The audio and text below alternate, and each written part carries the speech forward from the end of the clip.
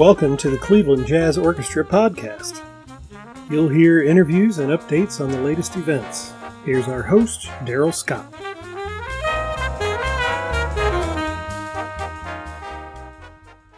Welcome to the CJO podcast. I'm Darrell Scott. I have two guests today, and I believe in letting people introduce themselves and saying what they want to say about themselves.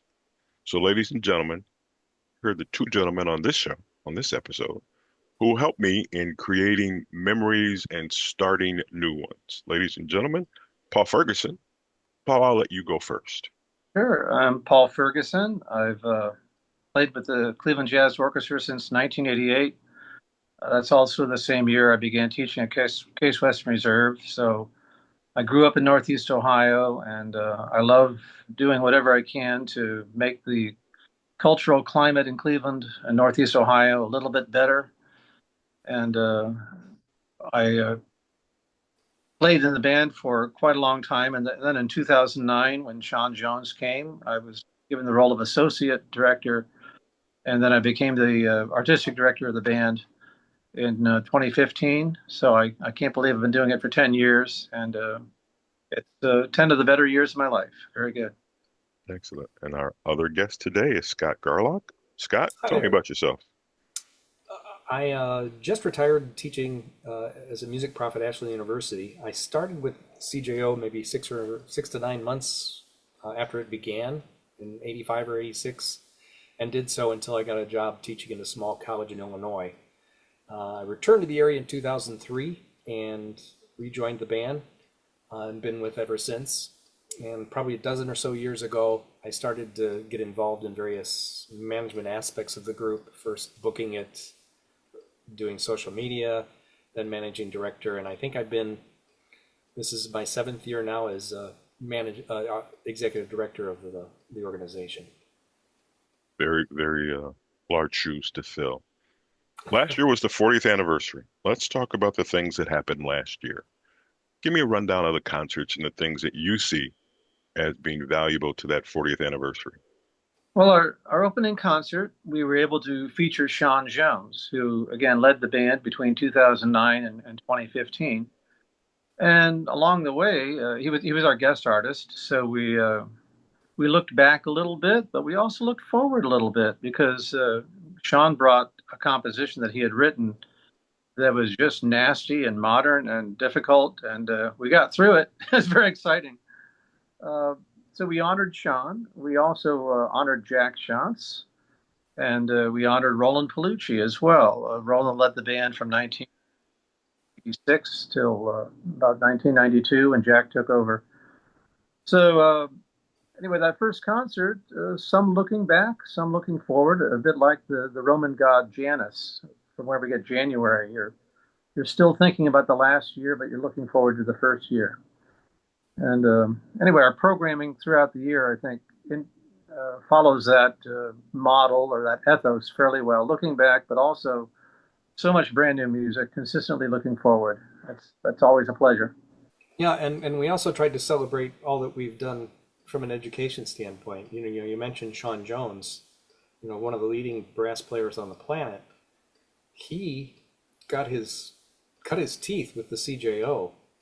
As he was a student of Jack Shantz's. So we not only celebrated Jack and during the Sean concert by inducting him into our preservation circle, we celebrated all the lives he's impacted. And then later in the season, when we had Terry Lynn Carrington join us, we inducted Chaz Baker into our preservation circle. And Chaz Baker taught both of us, in addition to Mark Mauldin and, a great deal of others that are pivotal figures in the Cleveland Jazz scene.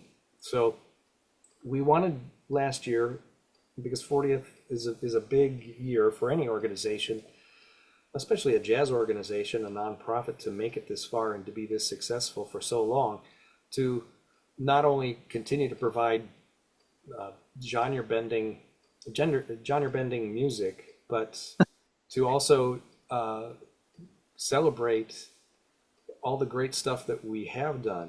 And if you're brand new to the CJO, a thing that is a real separator for us is that we write almost all of the music that we perform.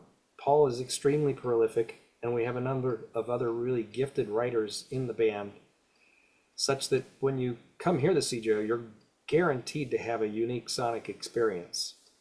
And this, is really cool because every show, our guest artists are so much different from one another. We'll have Sean Jones, and then we'll do, Gershwin music with a musical theater project, or we'll do some really unique, interesting, forward-looking things from Terry Lynn Carrington.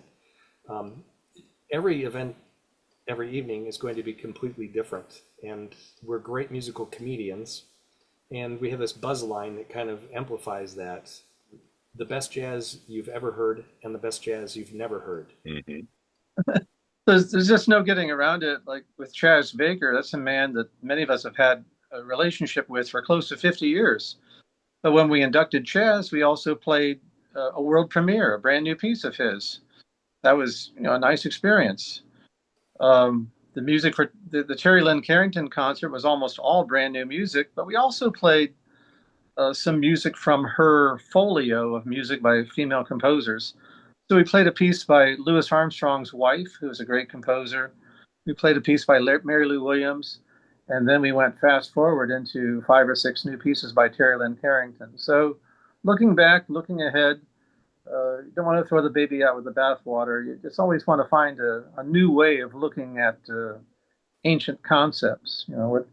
What does it mean to be kind to your neighbor in the year 2025? What did it mean in 1805? Whatever. These are always pertinent questions. So that's a large part of what we do. Did you have a Christmas show last year? Oh, yeah, we did. We had Kate Reed, who's a Northeast Ohio native. And that was a real pleasure. I wrote some brand new things for her to learn. These guest artists, they come in and they're often good sports. They don't mind learning some new stuff. So, she sang some new arrangements that I did. We sang some stuff that she already had prepared. So we're not doing a Christmas show this year. We're going to take a little break because kind of have to let some new ideas, some new concepts. How do you present Christmas in a way that doesn't feel stale? Because it's very tempting to just play the same stuff every year, So, but not with us. I think it's to our credit that we're not doing one this year. Just trying to keep it fresh. So, What is it like to arrange something other than what that artist has already done? Paul, describe that feeling as you sit there and all of a sudden, and I don't know how much rehearsals you do, but I'm just talking about the final show that happens. What's that experience like? Well, like one of the things that Kate sang with us was just something called French Noel. And it's an old French carol. And I had first heard it in a theme and variations by an organist almost 50 years ago. And I was so struck by this French composer, Marcel Dupré, how he did this theme and variations on a simple Christmas tune that I had sung in junior high. So I just have this swirling around in my head for 50 years, and then I finally do an arrangement. Okay, that's just a fun thing. There's these things that swirl around in your brain. Then hopefully they emerge at just the right moment. Okay, so she was a good sport and she sang it. Nice. And then she was a good sport and sang Leroy Anderson's Sleigh Ride. And we honored Henry Mancini on the 100th anniversary of his birth, and she sang a new arrangement I did of Two for the Road. So in a way, I want guest artists to come here and not just give, but also receive. And I want them to be a little bit enriched like our audience, hopefully. So it's become a real selling point when it comes time for me to negotiate with an artist or their agent to let them know that, you're going to come to Cleveland, you're going to have an absolute kick-ass band behind you, and you're going to have the opportunity to have some of your original music scored for this ensemble, and you might get pushed in new ways that you hadn't even thought you were going to get pushed. And to their credit, and because of their stature and because of their abilities, we've never really had a guest artist say, nope, not going there. Right. they are always, and this speaks also to, Paul's ability to craft these compositions, these arrangements for them. But to a person, they're great fans of it. We did another show with Bria Schoenberg in June at in Lakeside Chautauqua, and we were able to revisit some things that Paul had done for her when she was a guest artist with us 2 seasons ago, and she loves this music. She wishes she had the opportunity to do these arrangements with lots of other ensembles, and that is a pattern that sometimes take place. They'll take Paul's arrangements after we premiered them and perform them with other ensembles. Yeah, I don't know if that ever happened, but it'd be great if someday we could be invited to the Detroit Jazz Festival and play some of that stuff with Terry Lynn Carrington again, or Regina Carter. We wrote a bunch of stuff for her. I mean, it's a lot easier for them just to play with their own quartet, but once in a while the stars might align. Mm-hmm. If they align in our favor, then we're ready. So that'd be a really great thing to do. Okay, excellent. Let's talk about this upcoming season. What's in store for our fans? Well, the opening concert will be a little bit of the same vibe as our opening concert last year. We opened with Sean Jones last year, one of the greatest trumpet players on the planet. But this year we're opening with Darrell Stafford, who would be of comparable stature. But he brings different things to the table. So he's bringing several of his own arrangements. I'm about to begin discussions with him about some stuff that I could arrange for him or whatever. So this is just a chance for Cleveland. Well, I get to create about a 90-minute show with no intermission. So the goal is to have about 3, maybe 4 brand new CJO pieces. Mm-hmm. Baker's working on one. I'm hoping to finish one. We might play some stuff from our own book in a way. And then Terrell will come out and do about an hour. And hopefully a mix of stuff that he's really comfortable playing, but hopefully a few things that'll provoke him. Okay? So we all need to be provoked from time to time. I like your choice of words. Yeah. Oh, yeah. Then in November, I've always admired Robert Hubbard and his work with Hub's Groove. So Hub's Groove just really covers the Black musical experience in a deeper way. And enough jazz to make something work with us. So we're going to be performing with them several songs by Roberta Flack. He wants to do like Moten Swing by Count Basie too. So we're going to be squeezing in some traditional jazz, and the jump from traditional jazz to Roberta Flack to Aretha Franklin to Marvin Gaye is not that far at all. It's just little different flavorings, different accents. So again, just as I learned from Terry Lynn Carrington, I learned from all of our guest artists, I get to learn from Robert Hubbard now. Mm-hmm. And so we'll have 5 CJO horns, trumpet, trombone, 3 saxophones, with 5 of Robert's people. And it's just going to be this wonderful musical marriage. I'm looking forward to that tremendously. It'll be in late November, I think. I'm not sure the subtitle of the concert, but we might advertise it a little bit as We Gather Together, which is a famous Thanksgiving hymn. I keep it in my office because that was my mom's favorite song. Excellent. In January, we're going to have our 10th annual collaboration with the Musical Theater Project. And this is, a really unique show in that not only do we have, all sorts of music performed this year from the pen of Hoagie Carmichael, and it's sung by 3 different singers typically, but the shows are really different in that through the craftsmanship of Bill Rudman, who heads the Musical Theater Project, it's a unique exploration. It's almost like a live documentary where you get a ton of history, a ton of music, and some rather usually rare audio and video clips as we tell the story of that composer through their lives and, not only their music, but, what took place in their lives to make the music happen as it did. So we're looking forward to doing that again, and that's often our best attended show. because it is just such a unique experience. It is. Then, No, I was going to say it's really it's very jazz adjacent, because Hoagie was great friends with Louis Armstrong. He was great friends with Bix Beiderbecke, and they loved playing his songs. Stardust was one of Louis Armstrong's greatest hits. So we have a chance to explore this back and forth between songwriter and improviser. And then for me, Bill Rudman gives me very few artistic instructions regarding the arrangements.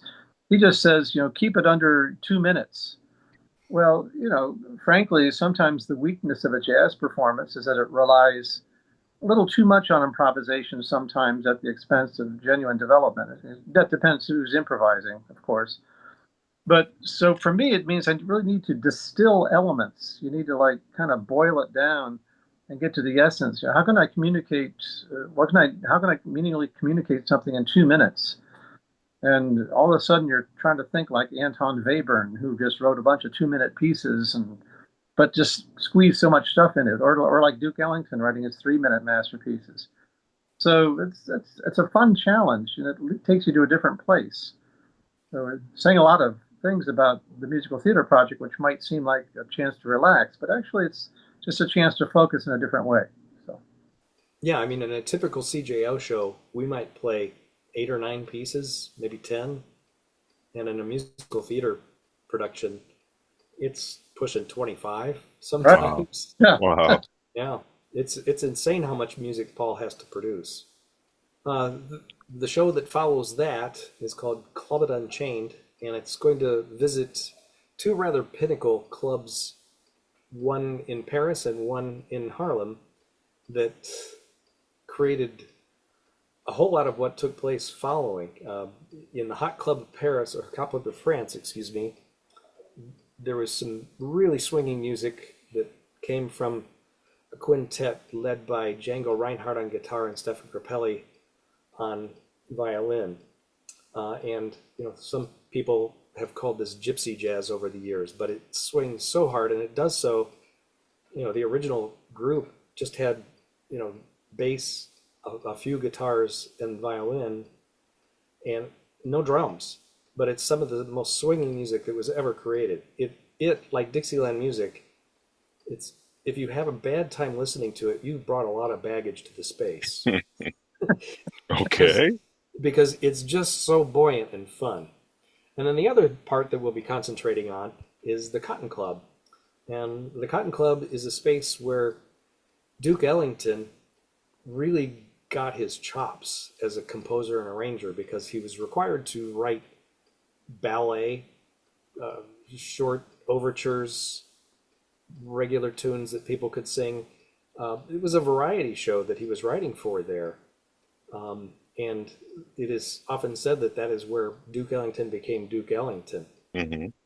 Yeah, that's both situations. It's late 20s, early 30s. I mean, early 30s, you're talking depression. You're speaking about survival skills. You're speaking about kind of really interesting musical laboratories. Duke's hearing new stuff that he's writing almost every week. Duke is writing some skits and arrangements for vocalists, but he knows he's on the radio. He knows, like, I'm going to write a brand new piece. And he writes something like Mood Indigo, and he knows it's going to be heard all over the country because they had this sort of unique live radio feed where it would be like live from the Cotton Club. Well, what an advantage that is. Right. Oh, yeah. Yes. So Duke knew he had to make it count. I've got a couple million people listening to this. And if I'm going to make something of my name, I got to bring it. So he's writing, I don't mean to think if it ain't got that swing, and Mood Indigo, Prelude to a Kiss, In a Sentimental Mood, East St. Louis Toodaloo, all this great stuff. And we'll be covering it. So it's 2 different laboratories, 2 different countries, and hopefully catching some of the innovation, but also a little quiet desperation as well of both places. Okay, this wasn't sit back and snap your fingers a little bit. There's an edge to it, So hopefully capture. That's nice. Before we Then go, our last show. oh, go ahead. Yeah, our last show is based upon Woodstock, and we've got Mary Bridget Davis coming for that, and she is a person that specializes in working with the material of Janis Joplin. Would you care to pick up after that, Paul? Oh, sure. Yeah. And Janice was just dripping with the blues. Okay. So we've got a chance to arrange some of her music.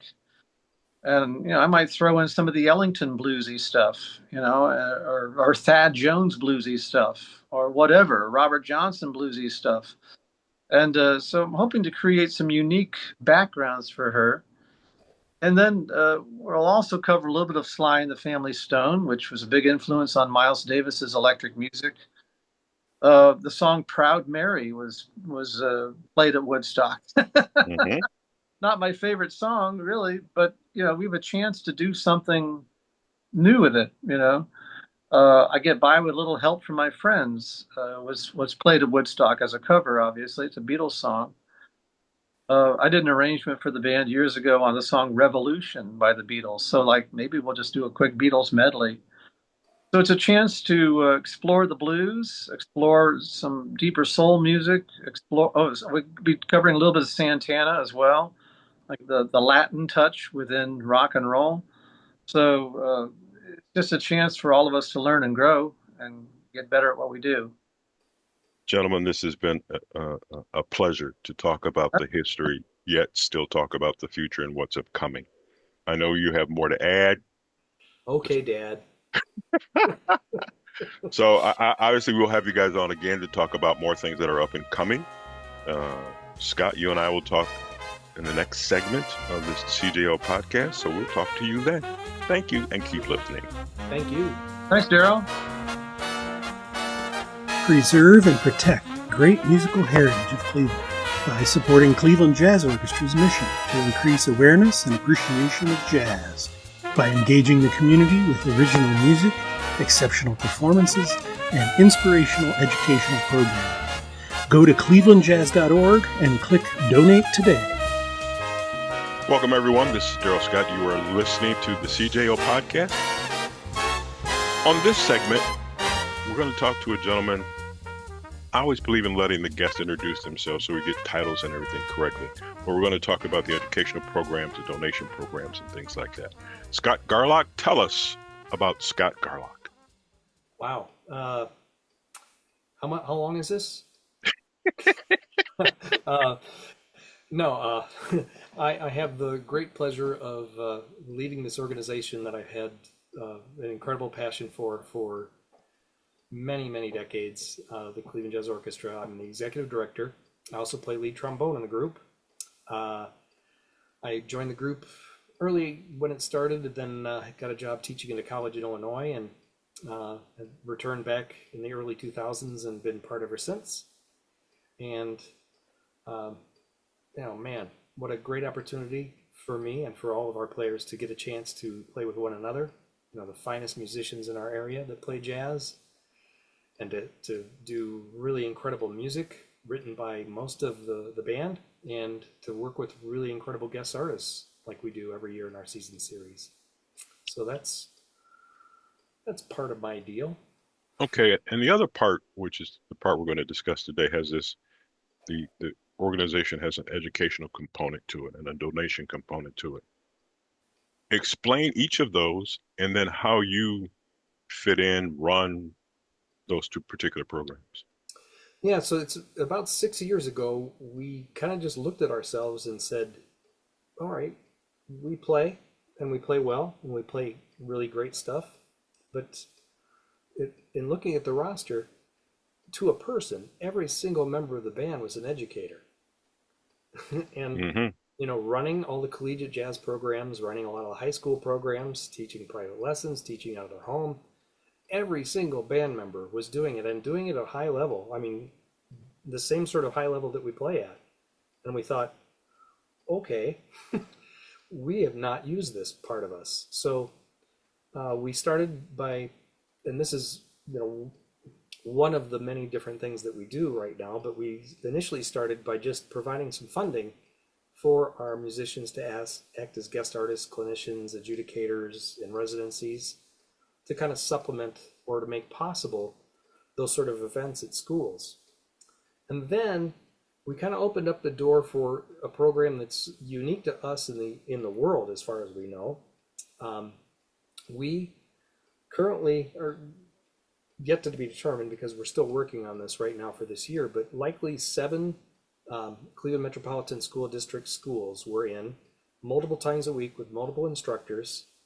And the thing that makes this program unique is that, we're not affiliated with a school.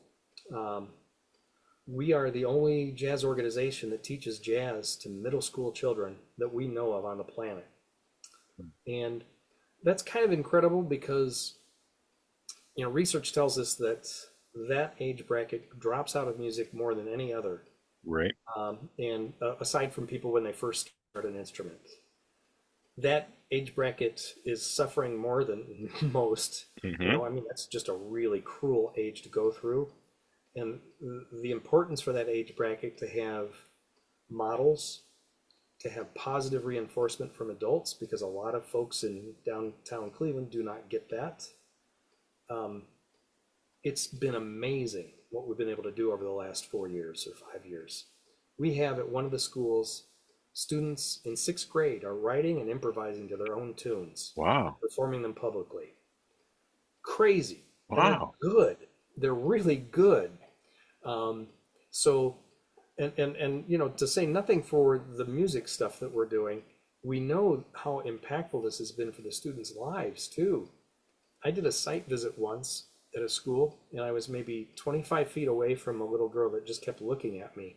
And I was just clowning with, the trombone players I was sitting with, just trying to make sure they were having a positive experience. Right. She came up to me after this 40 minutes I'd been there and said, "You remind me of my father. I haven't seen him in 10 years.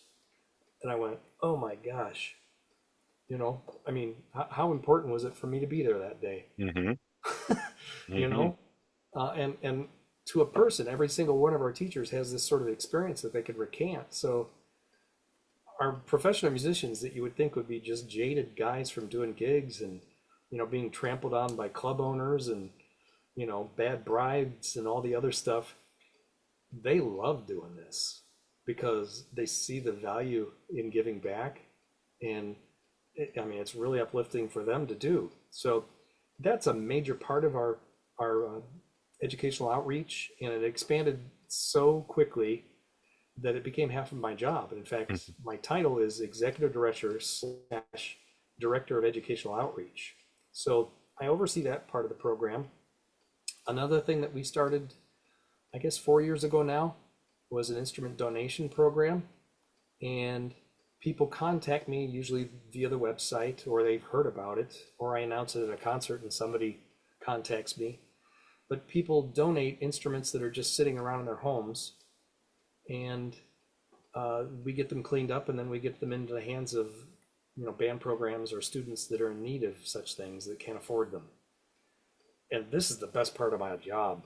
Let me tell you. I'll go to somebody's house, and the woman will say, well, this is my dad's keyboard. He passed a dozen years ago, and I've just been staring at it. So right. I can't use this anymore, and it just makes me sad to look at. So, would you take it? And then she starts crying, and then I don't know, something happens to my eyes a little bit, and then then I'll turn around and give this to a band director, and they start crying because heck, we're enabling them to have stuff they can't afford. Right. It invigorates them, and it invigorates the program, and it invigorates their students. How cool, how lucky am I to have that opportunity? Right. And the other pieces that we do, we give away, kind of depending year to year and how many take us up on it, but somewhere between 700 and 1,000 free tickets to students to our season series shows. Wow. And I should mention, anybody who donates an instrument gets a pair of tickets to one of our season series shows. Go to clevelandjazz.org to check them out and to find out how you can donate an instrument. And we also do all of our rehearsals in schools. And we kind of have that set up such that the students are invited to sit next to us and to mix with us before, at break, after the rehearsal, and ask questions so the students get a chance to interact with us, That's also very, very cool. And I try really hard to rotate, what schools we go to every year so that, it's just not all the same folks getting the same benefit. Right. Aside from that, we try to bring the whole band into schools, or just a rhythm section, or that sort of thing, and kind of play side by side with students. I'm working on a project right now to see if we can open up the Akron Public Schools to doing that sort of experience. We got a grant maybe, gosh, almost 20 years ago. And in that grant, we played all of the high schools in Akron, and we did it. They were all side by sides where we would rehearse right next to the students a tune that they were playing, and then we'd play it together in the show. But all the while we're working with the students that are sitting right next to us, and that's been really super cool for everybody involved too. Before you continue, one thing I want to do, can you give us the website that they should go to see all this information so they make sure that they can see it and get it? Yeah, pretty simple. It's just clevelandjazz.org, or you can just write me and I'll bore you to tears at booking@clevelandjazz.org. But Okay. yeah, clevelandjazz.org will get you. It's the machine that'll get you to everywhere we do, everything we do. Okay, you've got all these things going on. We have to figure out how to use them. So if I want the organization to come out to my school, what do I have to do? Send me an email. There's a place on the website to for more information or to contact us. That'll go directly to me. And even if I'm in the worst possible mood or I'm too busy, I'll get back with you within a day. I promise. And we'll explore and we'll see what we can do. And yeah, I mean, some of what we can do is really grant dependent, Right? and donation dependent. We have certainly found that people are very interested in supporting our work with students, and they've made so many magnificent things take place that way. Our grantors are similarly very interested in that, but it's pretty darn expensive to put out a 20-piece big band anywhere, Right. and to have them work with students for many, many hours is it's a costly expenditure. So yeah, we keep hoping for funding. Yeah, Yeah. and I certainly, the CJO staff certainly works hard to find that funding through grants and foundations, but individual support is. I just read a recent article that nonprofits are generally supported 69% by individual donations. Wow. I didn't realize it was that high. No, So neither did I. yeah, only you can prevent forest fires.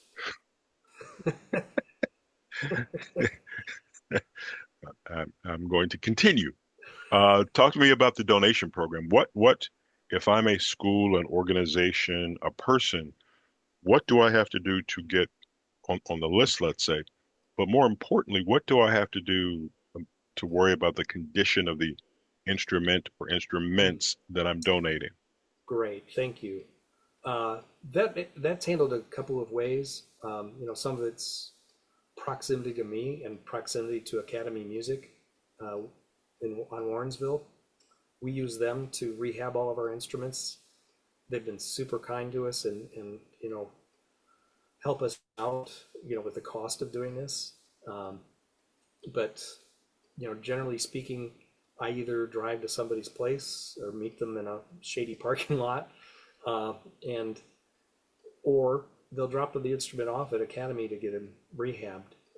When I get a chance, I'll go over the instruments myself, and some of them don't need any work at all. I mean, heck, we've been gifted some really professional grade instruments that are in magnificent shape.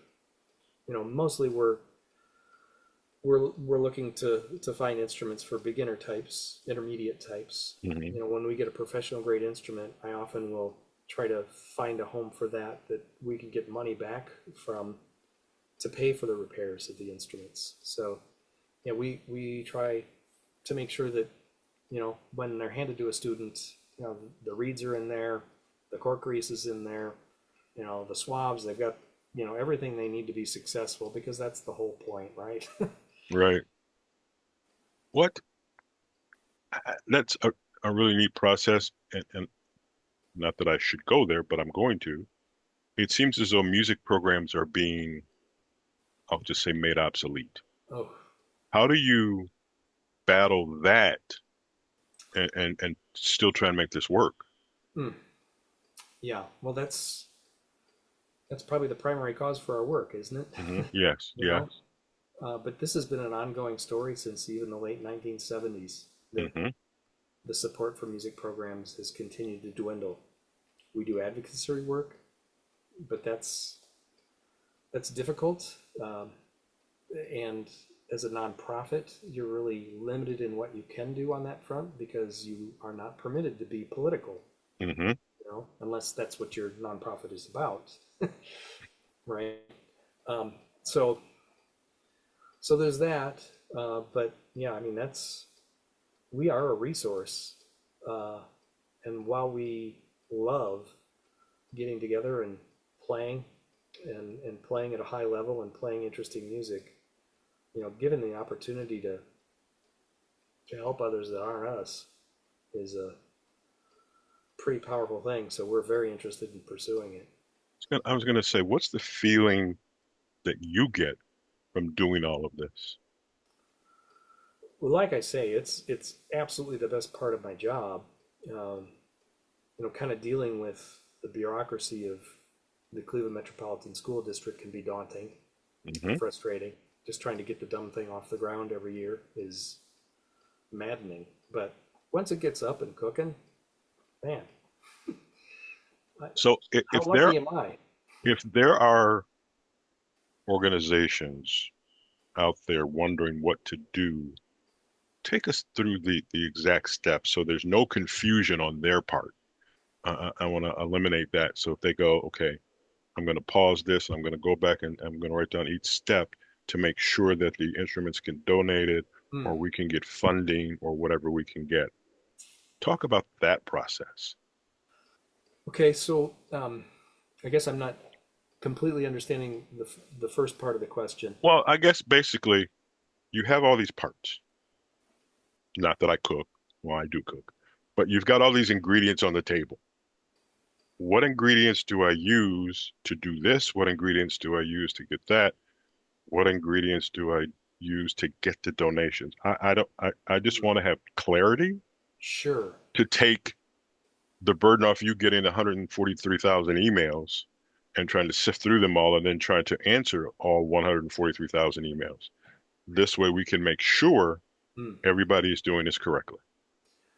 So, just in terms of supporting the organization, and you can earmark how you support the organization. Again, if you go to clevelandjazz.org, you'll find a set of pages to support the organization, the donate page, and that's super easy, super fast, um, and the organization is able to realize almost all of the funds. We have a pretty nice setup with an organization called Give Lively that doesn't charge fees to process this sort of thing, which is really nice. You know that your money is not just going to PayPal; it's going to the organization that you're trying to support. So that is super fast and easy to do. Again, clevelandjazz.org. If you're interested in donating an instrument, again, booking at clevelandjazz.org is fine. I don't mind 143. I mean, heck, that's interest in us. And then it's my job to matriculate that into action. And I don't mind mixing with people. It's logistics that make me crazy. Hmm. Hmm. So if you have a horn, you can bring it to a season series show, and we'll get it all fixed up and out. You can, if you write me, again, I can get to your place if I have time to do it in a particular window, or you can take it to Academy Music, who will take care of it. And they are also very helpful in getting the instruments out to various programs and people. As a music store, you can imagine Right. they're dealing with schools all the time, and they know who's Hmm. hurting, and they know who doesn't have a budget, and they know, you know, if a child walks in with a parent and they're trying to rent an instrument, and they see that that's just not going to be part of the world of possibilities for them. Right. So they're really helpful on that front for us. But if you are an individual or a school that is in need of instruments, let's just talk. We'll figure it out. Is it is it possible, can an individual receive a music donation, or does An, it have inst- to be a school? an instrument? Yes, an instrument. Yes, absolutely. Yeah. Obviously, the CJO staff is, still kind of a mom and pop organization with regards to numbers of people. And I mean, the amount of stuff that we do in a year for the size of our staff, it's incredible. We had 260 educational outreach events take place last year. Wow. 50 concerts or so is an average for us in a year. That's a lot of logistics. Yeah, it is, It's a lot really. of things to arrange. So, yeah, I mean, it's easier for us most certainly to get it to a school. Hmm. And I guess maybe this was to your point. It would be really difficult because of the world that we live in right now.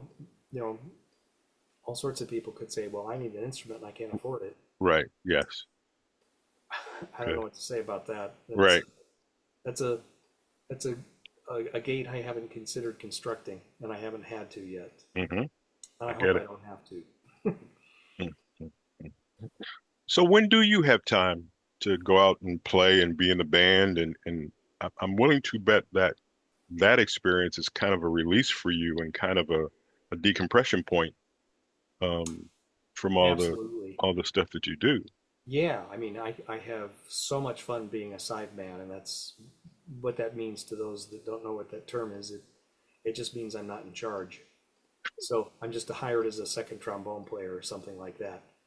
I have a blast because yeah, I mean, Cleveland Jazz Orchestra concerts, I'm worried about, you know, how's the merch table doing, and are people Right. walking up to buy the tickets, and are they finding their seats okay, and is everybody on stage like they're supposed to? I mean, all sorts of non-musical stuff that is filling my lack of You, RAM space brain. you, So it's funny you say that, and I think people always tell you that we should turn off, take that time to relax, take that time to decompress.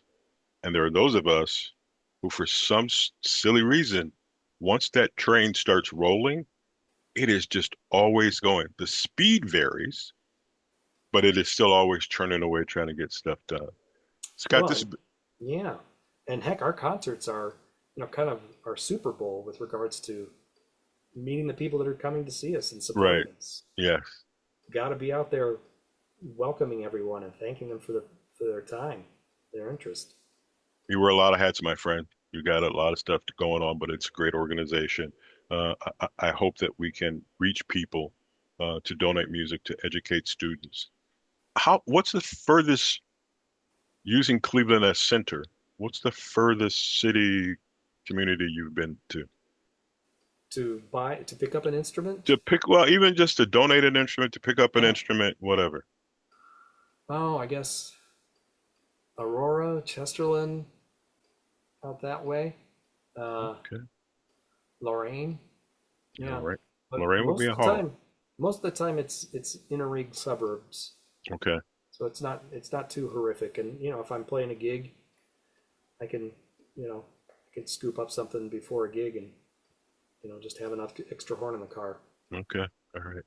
Well, sir, I greatly appreciate this time. The CJO appreciates the time. I'm sure we will do this again, because I'm sure there will be more information, more updates, and the more possibilities to educate students, to provide them with musical instruments and so forth and so on. I appreciate the time, sir. We will talk Likewise. again. And thank you for listening to the CJO podcast. We'll be back after this. Do you have any instruments in need of a good home? The Cleveland Jazz Orchestra's Instrument Donation Program helps put instruments into the hands of students in need. Donate an instrument, and you will receive a pair of tickets to one of our season series shows. Contact booking at clevelandjazz.org for more information. Hi, everybody. I'm Darrell Scott. You're about to listen to the Cleveland Jazz Orchestra podcast. This is part 3 of the first episode. Our guest today is Mark Mauldin. Mark, I believe in letting people tell their stories. That's what we're going to do first. How did you get to the point where you are now? How did this music career of yours get started? So forth and so on. Well, I'll try to tell maybe a paraphrase version of it because it's quite a bit. Starting out as a young lad, I started playing piano at 8 years old, and then started playing in my church for the youth choir for a little while. And then when I was about 16, this is like this now. I have several tracks really. When I was 16, my the minister of music at my church uh, resigned, and the pastor. This is Zion Baptist Church in Cincinnati. The pastor at the time asked me to sit in while they were looking for a new minister of music. And the pastor, I grew up Baptist, Hmm. and I thought the pastor was right next to God, so I was like, I better not say no. So yeah, Right. so that kind of started my professional music career per se. But even like earlier than that, in sixth grade, I started playing the clarinet, and then switched to bass clarinet. A lot of people don't notice about me that I'm a trombone player now, but I started out on clarinet and bass clarinet. And then through seventh through ninth grade, I played bass clarinet. 10th grade, I switched to trombone because I wanted to play something loud and fun in the marching band. And then from there, I went to Walnut Hills High School in Cincinnati. And then from there, I went to Howard University to study music education, and I got my degree in 1988. Then I went from there to Kent State University to study music theory and composition.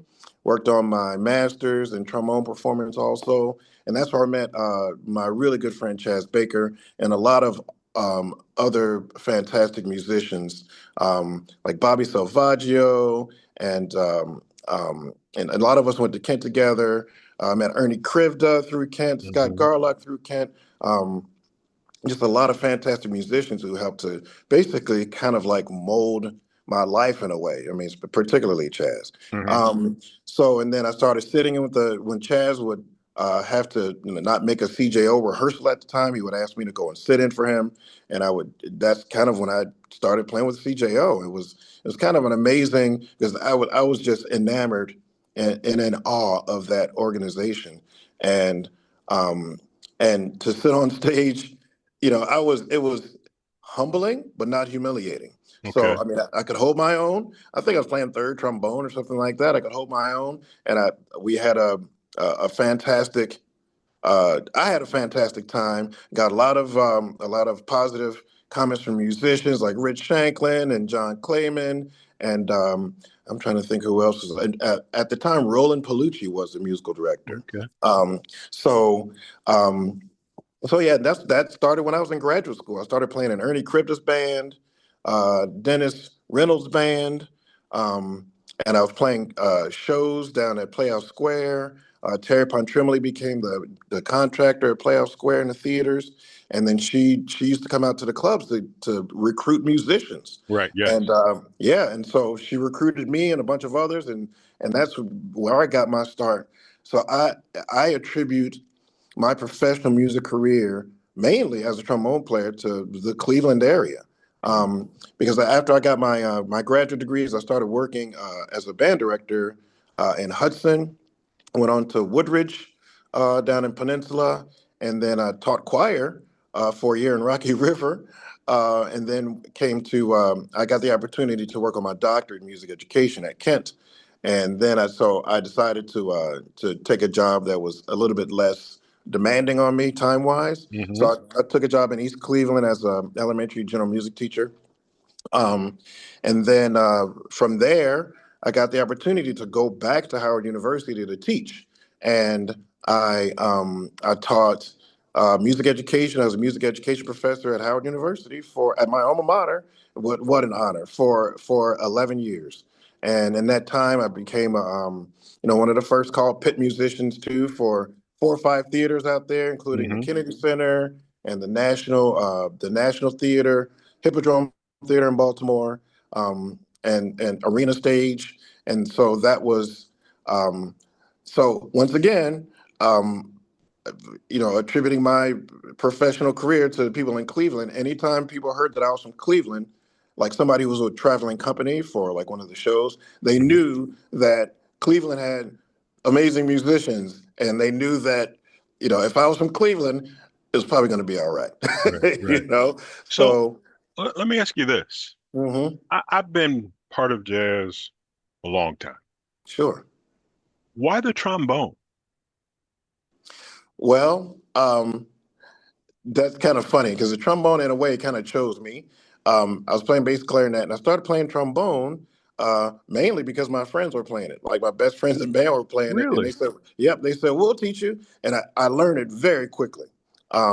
In fact, after that less than a year of playing it, I made it into the top band in high school. I think I made like second or third chair or something like that, but. It seemed like the trombone. I believe that as a band director, I believe that there are instruments that people kind of naturally gravitate to, or instruments that naturally gravitate to a person. It could be personality, it could be physiology, but I feel like the trombone was like my voice. So Yes. and that it sits right in the middle of the band. You can hear the highs, you can hear the lows, you can hear everything that's going on around you. You get the juiciest notes of chords.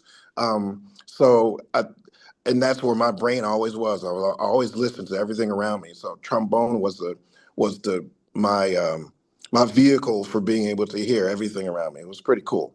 It's awfully interesting. It's always good to hear the story how the person and the instrument come together, Right. because there are many different avenues or silos to say, do you go from here to there? Eh, My thing has always been, I have zero manual dexterity. None, Okay. none whatsoever. And somebody asked me, do I sing? No, I don't sing. I am the guy who would introduce you for everybody else to hear, and then I walk off stage. That's all Oh, I I do. got you. Right. That's my role. So were impressed by your friends to play the trombone? Because it always seems to be an odd kind of instrument to me. Were there any difficulties in learning how to play the trombone? Well, for me, because I was a piano player first, and I still play piano, Hmm. and I studied piano through undergrad, private study and taking lessons in college too. Um, but because I played piano, like learning the trombone, like the clef and the notes and everything, that wasn't difficult for me at all. And I think what made the trombone stick with me is I believe that for the wind instruments, like the brass and the wind instruments, I believe the trombone has the closest sound to the human voice, Oh, okay. particularly my voice, because I'm like a baritone. If I sing, I sing baritone, and that's where my voice range is. And the trombone covers that range and more. But it also has the ability to do natural vibrato, glisses and slides and falls and things that the human voice can do. And there are not a lot of instruments that can mimic the human voice like the trombone. When you hear a trombone choir play together, it's Hmm. like one of the most glorious things that you can hear because it sounds like a choir of humans sometimes. Now you're gonna make me go back and do this, or I'll just be in one of the audiences when you're playing, and I'm gonna test you all. That's All all I'm going to right. do. Right. So who were you listening to growing up? What musicians, what instruments were you listening to while you were growing up? So I was a big band. Um, so my parents had the old stereo system that with the lift top and had a mirror in it. You know what I'm talking about? Yes, With I the record, and do. it had the record storage in the side, Yes, yes. and so there were some records in there. And my sister and I, we of course we had some 45s of the Jackson Five, and everybody back in the '70s had that. But we would occasionally put on. We're like, okay, let's put this on, and we'd hear this singer, and I'd hear this band just playing, and it just felt like the band was just bouncing, just had this groove, just like I can imagine like the whole bandstand just bouncing up and down. And it was a Count Basie record.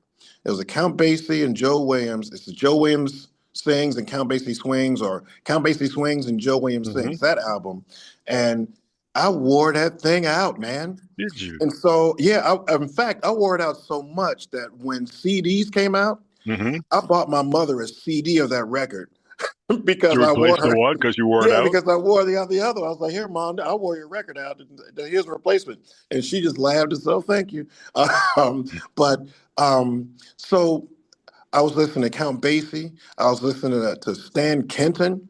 Hmm. I was listening to I was listening to Duke Ellington. I was listening to Tito Puente because my mom had some salsa records in the. My mom and dad had salsa records in there Right. too, and we would just dance around the house, and that music just spoke to me. Of course, I still loved Earth, Wind and Fire and Cameo and Right. the Right. Dazz Band and all of that stuff that was popular in my community, but that music just spoke to me. And I was, even at 14 or 15 years old, I started like trying to learn the trombone solos and the Count Basie band. And I Right. started to Harold Betters was another trombone player that I Mm, listened to. And it was just, yeah, there was something about that music just that spoke to me. And not that I like actively sought it out, right. and anytime I heard it, it was amazing. There was a radio station, it still exists, WVXU. It's a public radio station in Cincinnati. Hmm. And every Saturday they had a program called When Swing Was King. And I made sure not to miss that program. I was sitting in my room, Mom, I'm cleaning my room. And for 2 hours, I'd be locked up in my room listening to this program when they just play like big band music for 2 hours straight. Right. It was, yeah, that was, excuse me. That was, like I said, that was the music that really spoke to me. It's funny that you mentioned Earth, Wind and Fire, Cameo, and the Dazz Band. Each of those three had a horn section. That's right. And a horn, and That's right. it until you said that I didn't think of it, but then I'm thinking, especially there because I was a huge Earth, Wind and Fire fan, but it was that, and then the Cameo had theirs, and the Dazz Band had theirs, so I can see why those three would be prominent in your musical life Yeah. because of and I think they were the first to have that kind of thing going on from an R&B standpoint. Right. Say it Absolutely. that way. Yeah. Like Chicago was around, they did it, and Right. right. Yeah. Yes. Yes. So you're not only a musician, you're also an educator. Hmm. What is the emotion you get from teaching kids and seeing them? I know if you're an educator, I know you got a lot of patience. I know that. But what what is it that you look for in students to become quality musicians? Well, so I teach in Solon. It's a really top performing school. We were just named number one in Northeast Ohio, number four in the state, and we're in the top 200 high schools in the entire country. So these students are really academically sound, Hmm. and our academics are very rigorous at Solon, and everything we do here at Solon is really is quite amazing. I don't want to say over the top, but it's like upper echelon kind of things, even in the arts. So, um, what I look for, um, I, it's funny because I don't necessarily look for musicianship in my students. I look for a student who wants to um, kind of get away from the academic challenges, and come and be a part of a family, be something that's bigger than themselves. I mean, I got 300 students in the band. Wow. It's a huge yeah, it's a huge Wow. program, and these students they want to be here because they want to be with each other. And I think so. For me, music is the medium for them to develop into like amazing human beings, right? Because they get a sense of community, they get a sense of responsibility, they got to take care of themselves, they got to take care of the people around them. And any musician, I would say any musician you would talk to who's used to playing in large groups, I would say if you asked what's the percentage of importance of music or like the camaraderie, sometimes music loses out. Oh, Because really? we might play a 30-minute set, but we're hanging out for 2 Right. hours afterward, or a couple of an hour before, or something like that. It's sometimes it's about the hang, and the music is just okay. It's the music we don't make a whole lot of money most of the time, and it's Right. like somebody said, "Hey, you want to play this gig? Jack Schatz is going to be there, or let's see, Scott McKee, or my other Chris Anderson is going to be there." I'm like, "Yeah, I'm playing a gig because I got to see Chris. Right. Right. I got to Right. hang out and talk to Chris." Hmm. So that's I look for students who want to be something that's bigger than themselves, but that they're a really important part of, because I want them to be good human beings. Musicianship absolutely is important, and we have a lot of students who come out of Solon, including my own children, who go into music professionally, and it's something that they discover on their own. I'm sure they're inspired by what I do, Right. because they come out and see me play.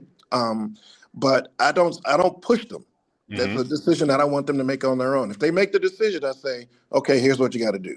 You know, but I don't actively say some of you guys need to be. Oh, you're so good at that. You should study music professionally. I, Right. I never do that, but I want them to come into that decision on their own. And most importantly, I want them to be good people because they were around other people who are also good. So I have two questions. Okay. And I am always amazed at how people master their own time. So how do you manage 300 kids? How do I manage 300 students? So there's a system that we use. I did not create the system.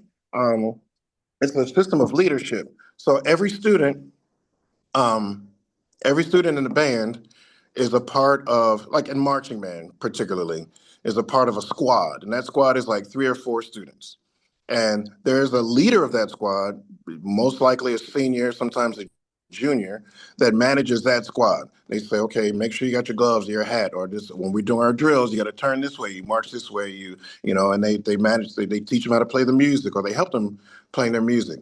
And then so then going up the leadership structure, we got section leaders, like for the flutes, for the clarinets, trumpets, and then we have band officers, and those officers are elected by the students, and then they take care of things like fundraising or social activities and stuff like that. And then I've got several assistant directors, and then me. So we have a leadership structure that where basically, if a student has to come to me for something, Right. something is really wrong because they got a whole bunch of other, and then the students manage themselves too. I cannot control 300 students, but they control themselves and they take care of each other. If I had to ask you, I know I have my favorite, and I'm not going to tell you. Do your songs change from year to year? Are there certain, we'll call them big band standards that you would play every year? I have a song in my head, which I'm singing and playing, but I won't tell you what it is. I'll You see mean if for you, jazz band or for yeah, like for the marching band? jazz band and marching band. Okay, so marching band loves to play this song by Paula Abdul called "Cold Hearted."